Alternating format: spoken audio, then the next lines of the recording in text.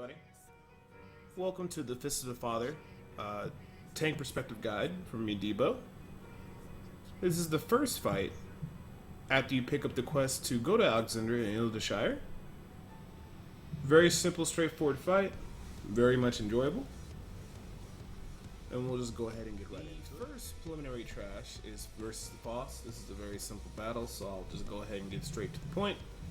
Main tank needs to tank Foss on the opposite side of the room, while as the off tank will gather the adds and split them and put them on the other side of the room. This is just ensuring no type of craziness.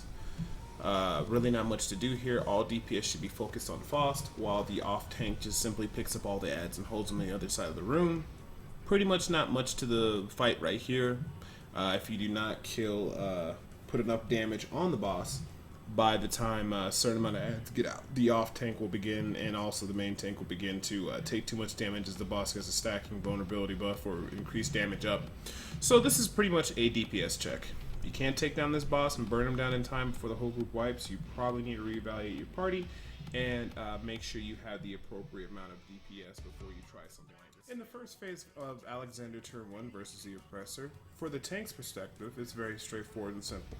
If you're the main tank, you're simply going to pick up aggro on the Oppressor and drag him to the corner, or simply tank him where he stands. If you're the off tank, you want to ensure that you're using any type of damage increasing items, like instead of running a vitality setup, you potentially want to run strength accessories, as the damage of this fight is not necessarily hard hitting as long as you can avoid all the mechanics. The main goals as a main tank is just to establish threat onto the target, tank him facing away from the raid, and avoid any AoE effects or anything that might be on the ground that might cause you more damage or more harm. Cooldowns are not necessarily, but if you'd like to create your own rotation of cooldowns to alleviate the healers, it's perfectly fine. From the off tank perspective, the major goal of the off tank is to simply make sure that you're maximizing your DPS rotations and being in preparation for when the second phase starts, when an additional add will spawn. If you're using a paladin, and as an example of maximizing DPS rotations and also getting as much damage in as possible, I recommend placing all your damage debuffs, like for instance the damage increasing effects such as Flight or Flight, opening up with that combo, going into a Fast Blade, Fast Blade, Riot Blade into Goring Blade combo, also making sure you utilize your Circle of Scorn, and then going into your simple Royal Blade combo. Before your Flight or Flight fades off, I would recommend reapplying the Goring Blade combo, following up with another Scorn, and just generally just pushing the DPS for this phase. There's really not too much to worry about. It's more of the job of the DPS to worry about the adds that spawn out. If you'd like to assist on that, that's perfectly fine, but I would recommend for the most maximize the damage for a off tank is just to simply keep your DPS on the boss until the second phase begins. There's really not too much simply going on here. It's very simple and straightforward. Do not stand in front of the tank because you do not want to take the beam attack that it does. Make sure you dodge the giant AoE bacon strips on the floor because they do a significant amount of damage. They won't kill you. They will definitely hurt or even sometimes kill DPS, but that's what you want to do. When the adds spawn, the DPS, at least in the first phase, will DPS them immediately, and the adds don't need to be moved to any specific area. However, after these adds die, they produce a circle on the ground. If you stand in it, it will give you many, and it makes you susceptible to more damage and makes you do less damage. So, the main thing is if you're a main tank, it's just simply holding threat, rotating your cooldowns, and making sure you use everything properly. If you're an off tank, then the main thing you want to focus on is maximizing your DPS potential until the boss displays that red shell or barrier effect around him, where the Oppressor 0.5 will come out. It comes out on the far side where you originally tanked the boss. If you decide to bring the boss to the opposite side, it will still appear on that side. It will have to run all the way across the room and simply be taunted off the other tank. So if you're doing this phase, I just highly recommend when going into the add phase, just simply keep the original boss where you saw we tanked it in the original, and just have it easier for the off tank just to pull it away. Because if you decide to tank the boss on the opposite side of the room where that ad spawns, all that's going to happen is this ad will get up, move over to the boss, and it needs to get to the boss first, and after it gets to the boss and starts the vulnerability stacks, if they're not separated, that time you have to taunt and pull them back anyway. So it's just a lot easier just to, simply have the off tank move the secondary ad, or have the main tank just simply move the main boss to the opposite side of the room, or however you guys definitely want to work out.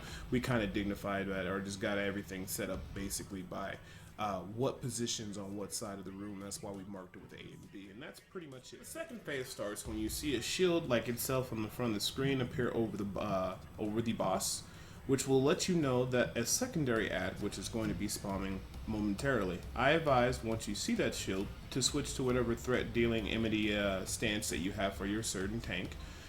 Taunt the monster, which is mandatory, and I would advise not to do it too immediately. Allow the boss or the ad to stand next to the other main boss, the Oppressor .5, to stand there for a couple seconds. You'll see a vulnerability stack go up.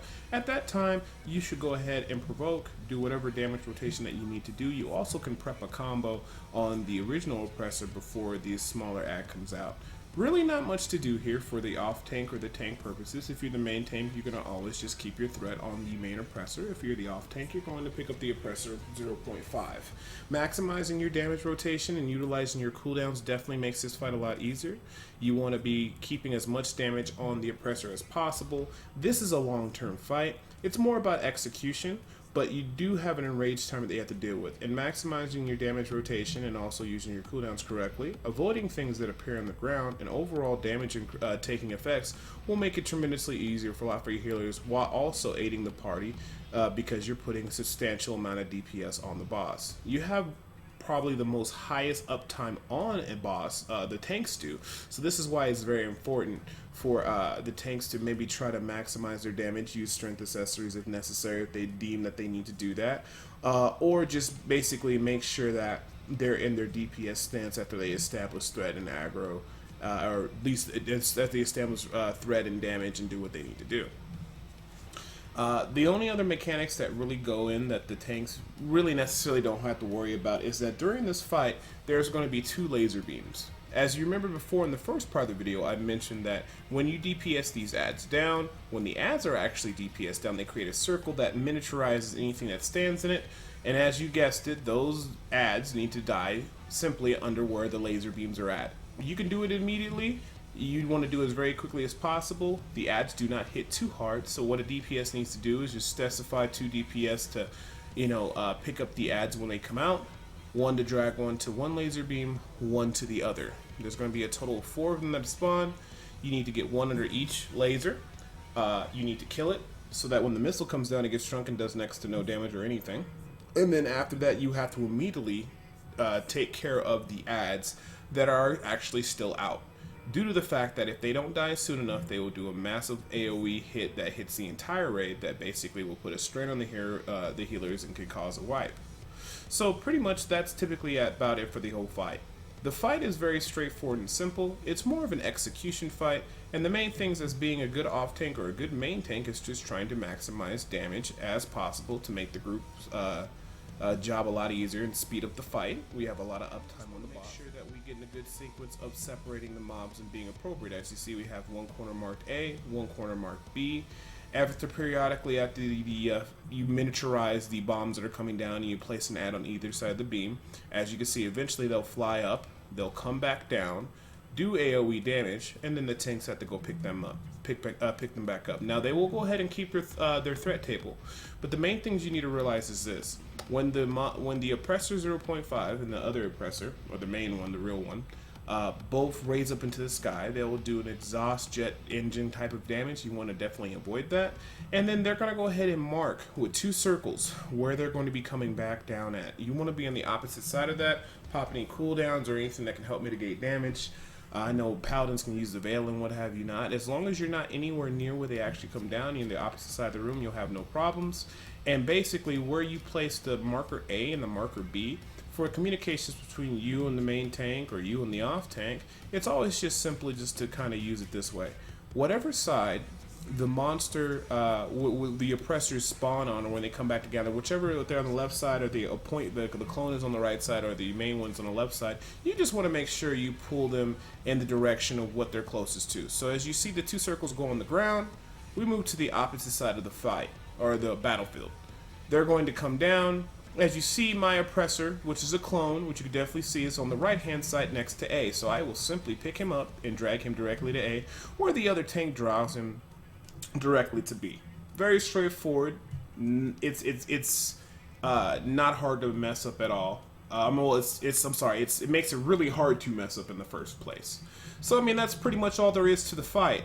Like I said, the major thing is, as long as you can avoid the damage on the floor, you can avoid the bacon strip AoE damage, then you'll have no problem staying in a DPS spec if you can stance, which can help greatly shorten the fight.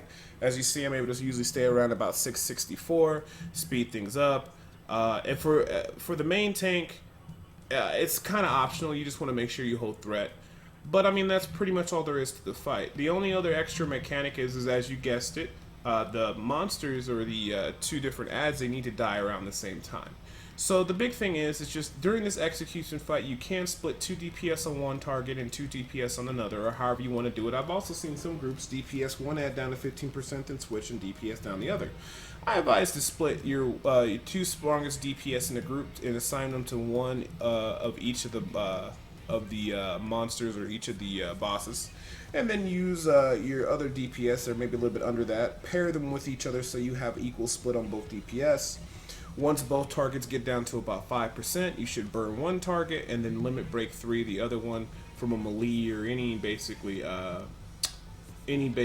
class that has a high level damage dealing level 3 limit break attack. You also could but be very cautious if you have a summoner or a black mage. Bring them to the center about at 5 or 3%, and then just simply have them limit break level 3. Be careful in doing that though, because it will provide invulnerability or damage increase stacks to the both sets of monsters.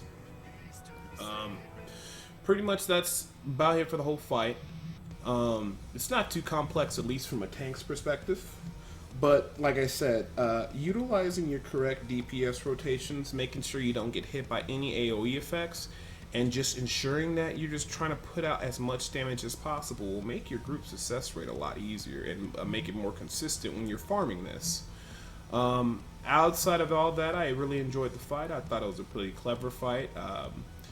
Just enough. Well, it's appropriate for the first turn of the new raid with Alexander. So I hope you guys enjoyed the video. Good luck with your groups, and as always, I appreciate you guys watching my videos, and I hope you guys have a good day.